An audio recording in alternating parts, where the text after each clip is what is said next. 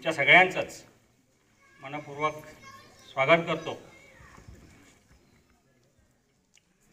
या आदर्श माता पुरस्कार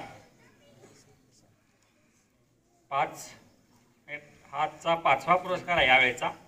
चौथा आणि 5वा आम्ही पुरस्कार आज देतोय। 4 वर्षापूर्वी या पुरस्काराची सुरुवात शिंदे साहेबांच्या हस्ते झाली होती आणि त्यावेळी आपण उपस्थित होतात आणि आज ही योग आलाय तुम्ही या कार्यक्रमाला उपस्थित राहण्यासाठी। आम्ही त्या गावात लहानाचं मोठं झालो आणि ते लहानाचं मोठं करण्यात, आमच्यावर संस्कार करण्यात आमच्या आईचा फार मोठा वाटा होता आणि आम्हाला जे काही संस्कार मिळाले, जे काय आमची प्रगती झाली ती निव्वळ आईच्या संस्कारामुळं, तिच्या पाठिंब्यामुळं आणि तिच्या नावानं काही पुरस्कार द्यावा अशी कल्पना आमचे बंधू राजेंद्र मुकाशी यांनी आम्ही दोघांनी मिळून ठरवली आणि आमच्या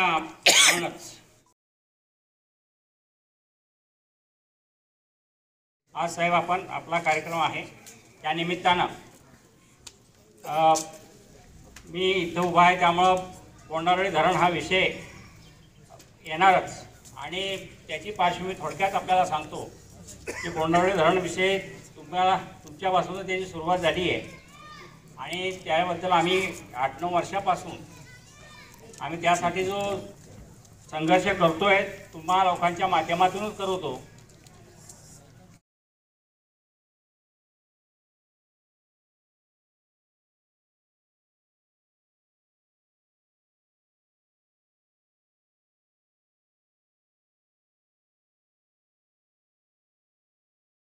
तुम्ही करू नका साहेब। आपल्याला पण मी जुलैमध्ये भेटलो होतो आम्ही काही लोक आणि आपल्यालाही सांगितलं होतं की आपण त्यात लक्ष घालतो म्हणला होता। आम्ही त्यावेळेला सुद्धा तुम्हाला सांगितलं होतं की आम्ही आता नाहीला जाणं डॉक्टर भारत पाटणकरांच्याकडे अप्रूव्ह झालेलो आहे। त्याप्रमाणे आम्ही गेल्या नोव्हेंबरमध्ये आम्ही एक नवीन प्रस्ताव दिला आहे आणि नवीन प्रस्ताव म्हणजे काय फार आम्ही काही चंद्रसूर्याची मागणी करत नाही। जे 6% पाणी कण्या धरणातून आम्हाला मिळालं पाहिजे ते 40 वर्षात आम्ही उपसलेलं नाही। ते 6% पाण्यामधूनच हे धरण व्हावं। आम्हाला दुसरा लवादाचा विषय नाही, काही विषय नाही, लवाद 1 नको 2 नको। जे 6% पाणी आत्तापर्यंत आम्ही उचलू शकलो नाही, जी उंची आहे आणि त्यासाठी आम्ही हा प्रस्ताव 6% पाण्यातून ते धरण करा असा प्रस्ताव केला आहे। त्याच्यानंतर आम्ही मोर्चाची नोटीस दिली होती। त्यावेळेला एक बैठक झाली। कलेक्टरने आम्हाला बैठकीत असं सांगितलं की हा प्रस्ताव हा तुमच्या धरणाच्या वरच्या लोकांना फार हालअपेष्टा काढावं लागतात आणि तुम्हाला शेतीसाठी पाणी मिळालं पाहिजे आणि त्यासाठी तुमचा प्रस्ताव तांत्रिक बाजू पाहून मी रिकमेंड करेन। 3 महिने झालेले आहेत, अद्याप त्यांनी रिकमेंड केलं आहे किंवा काय हे कळलेलं नाही, पण आम्ही अजूनही आम्हाला संघर्ष करावा लागणार। आम्ही त्या तयारीत आहे। त्या निमित्तानं तुम्ही आलात त्यामुळे ही पार्श्वभूमी तुम्हाला सांगितली। आपल्याला विनंती आहे की आपल्याला शक्य असेल तर हा जो प्रस्ताव आहे तो मंजुरीसाठी आपण प्रयत्न करावा। इथे अमित दादाही आहेत, एकनाथ उंबळेही आहेत, त्यांना ह्या सगळ्या स्टेजेस माहिती आहे आणि तो एक विषय हा आज आपण इथं भेटताय म्हणून मी तुम्हाला कानावर घालतो। आतिश कदम आणि त्यांच्या सर्व सहकाऱ्यांच्या विनंतीला मान देऊन या ठिकाणी आलो होतो।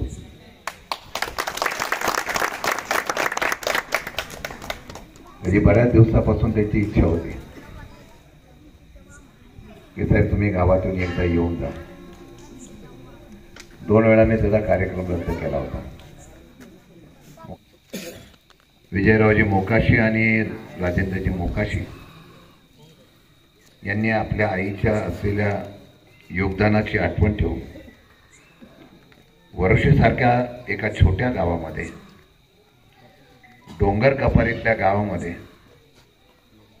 आपल्या कुटुंबाने दिलेल्या या वरदानाने आईचा आदर्श डोळ्यासमोर ठेवून उच्च शिक्षित होण्याचा इतिहास घडवला.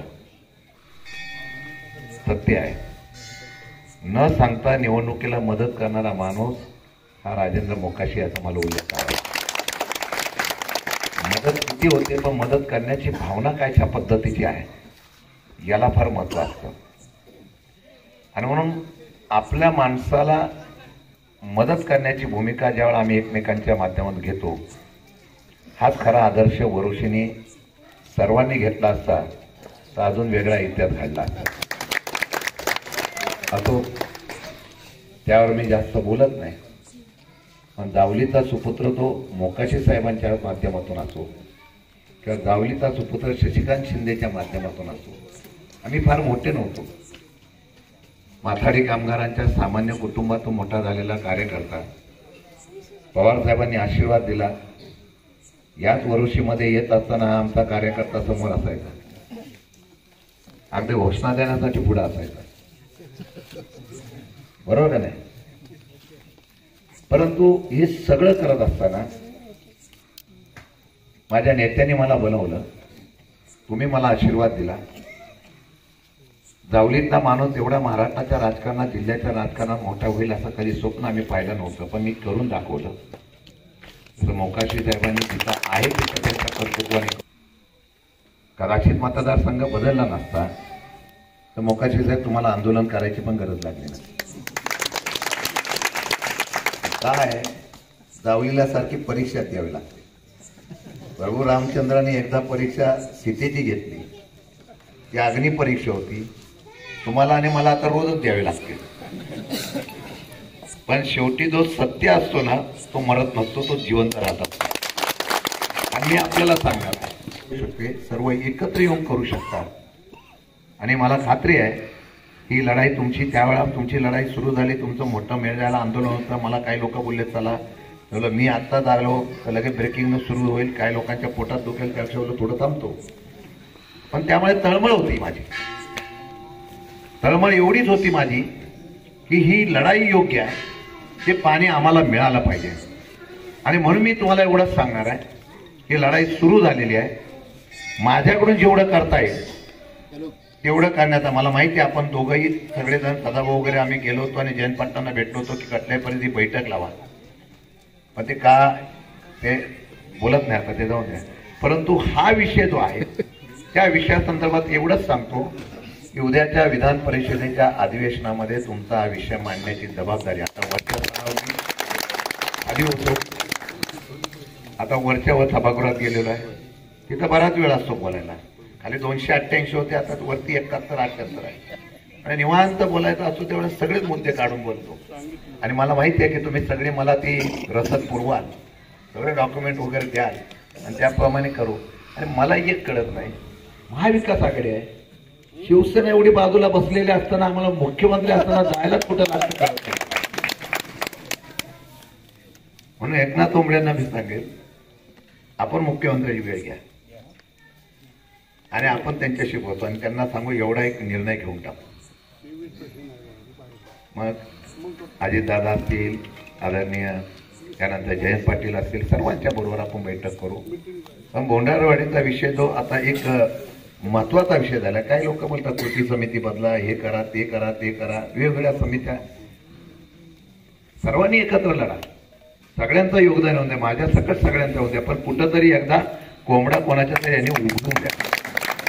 रोज उठून तेवढं. आणि म्हणून मी आपल्याला सांगणार आहे, परत एकदा राजकीय भाषणाला येईल. आमचा आतिश तर लय बोलायला शिकलेला आहे, त्यांनी भाषणं केली, हे द्या ते द्या ते द्या. आतिश आज आलेलो आहे. मार्च नंतर मला काय मागणी मागायची ते माग 100% देतो. मला मत जरी मिळालं नाही तरी आतिश वरोशीला मी काम करायला कुठं कमी पडणार एवढा शब्द मला. काही लोकांना पराभव झाल्यानंतर फार आनंद झाला, नाचत होती, काय मला कळत नाही. ठीक आहे, आपलाच माणूस पराभव झालेला तर आनंद वेगळा असतो. मी पहिली वेळ बघितलं आणि माझ्या पराभवाने फार काय जिल्हा बँकेमध्ये मी जाऊन काय बाकीच्यांनी जाऊन काय केलं होतं काय. लढाई असते, हारजीत होत असते, पण त्या हारजीतून एक झालं. मग आता उल्लेख केला अमित कर्माने की शिंदेसाहेब यातून पण काही चांगलं घडत असेल. आणि आज चांगलं घडलं एवढंच आहे की मला जावली तालुक्यामध्ये फिरायला मिळालं आणि वरुशीला यायला मिळालं. मी आजही सांगतो, मतदारसंघ बदलला नसता तर महाबळेश्वरचं टुरिझम मी कोयलघरला आणणार होतो. हे आपल्या सगळ्यांना कल्पना असेल. असो, परंतु आज ते सुरुवात आहे आणि ते आदर्श माता पुरस्कारातून होती. लढाई पाण्याची असो, लढाई विकासाची असो. तहसीलदार साहेब आहेत बाजूला. साहेब, यांत्रिक विभागाच्या मशीना घ्या मागून. यांत्रिक विभागाच्या मशीन तुम्ही मागणी करा. मी तुम्हाला देण्याच्या संदर्भामध्ये जयंत पाटलांना सांगतो. इथं यांत्रिक विभागाच्या मशीन आल्या तर आपली शेती आणि सगळं प्रश्न मार्गी लागतील. त्याला लागणारा डिझेल वगैरे जो खर्च असतो तो आम्ही सगळे कलेक्ट करून देतो आणि कुठल्याही परिस्थितीमध्ये या संदर्भामध्ये पुढच्या वेळेला मी येतो तेव्हा तुमचा प्रस्ताव यांत्रिक विभागाचा येऊन द्या. यांत्रिक विभागाच्या मशीन मिळवून देण्याची जबाबदारी 100% आमची असेल हा विश्वास देतो. आणि त्यासाठी लागणारं सगळं डिझेल वगैरे काय लागेल ते आपण सगळेजण गोळा करू आणि ते करून देऊन आपण ते काम करू. नदी सरळीकरणाचा विषय फार महत्वाचा आहे आणि तो खर्ची काय मोठा आहे. मी बघितलं काय ठिकाणी जर आज त्या ठिकाणी संरक्षण भिंत किंवा नदीचं पात्र जर सरळ केलं नाही तर गावाच्या गाव उद्या महापुरामध्ये उद्ध्वस्त होऊ शकतात. आणि हे करण्याचं काम आपण 100% करू. जेवढ्या माझ्याकडून होईल तेवढं 100% केलं जाईल. मोकाशी साहेब, एकनाथ ओंबळे, आमची सगळी ज्येष्ठ मंडळी आहे, त्या सगळ्या लोकांना मी सांगतो, आता या पंचकोशीचा विड्या तुम्ही उचललेला आहे, तो पूर्ण करण्याचा विश्वास सामान्य जनतेने तुमच्यावर टाकलेला आहे. तो पूर्ण करण्यासाठी तुम्ही प्रयत्न करा. शासनाकडं आणि कुठेही कमी पडलं तिथं हा शशिकांत शिंदे तुमच्या बरोबर असेल एवढाच विश्वास देतो. मी आज पहिल्या वेळ आलेलो आहे, पण जाताना आत्मविश्वास देऊन तुम्हाला जातो की हा विश्वास तुम्ही कुठेही ढळून देऊ नका. भविष्य काळामध्ये या भागाच्या प्रगती, या भागाचा आलेल्या अडचणीला मात करण्यात